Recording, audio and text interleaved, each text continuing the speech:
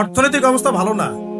আস্তে আস্তে বিশ্বের মধ্যে ভয়াবহ অর্থনৈতিক সংকট দেখা দিবে, এবং এই সংকটটা ফেস করবে মূলত এই মধ্যবিত্ত শ্রেণী আর নিম্ন মধ্যবিত্ত শ্রেণী। খুব ধনী দেশের কোনো সমস্যা হবে না, যারা মিডল ক্লাস কান্ট্রি বা আরেকটু নিচু মানের কান্ট্রি অর্থনৈতিক দিক থেকে, এদের সামনে ভয়াবহ একটা অবস্থা ফেস করতে হবে। সময় যাইতে দেন, আস্তে আস্তে সব স্পষ্ট হয়ে যাবে, আপনারাই বুঝতে পারবেন। অলরেডি অলরেডি গরিব মানুষ হাহাকার করা শুরু করেছে, অলরেডি হাহাকার করা শুরু করেছে। বড় লোকের তো কোনো সমস্যা নাই, গ্যাস তেল চাল ডাল সবকিছুর দামও যদি বাড়ে, বড় লোকের কোনো সমস্যা আছে?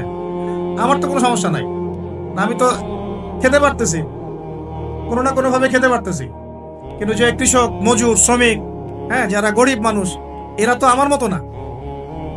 আমার আমার জন্য 4 বার বিদ্যুতের দাম বাড়লেও কোনো সমস্যা নাই। 1000, 1500, 2000, 3000 আপনি আপনি ইফোর্ট দিতে পারছেন, আপনার তো সমস্যা নাই। কিন্তু যে ব্যক্তির মাসিক আয় 3000 টাকা, সে কি করবে?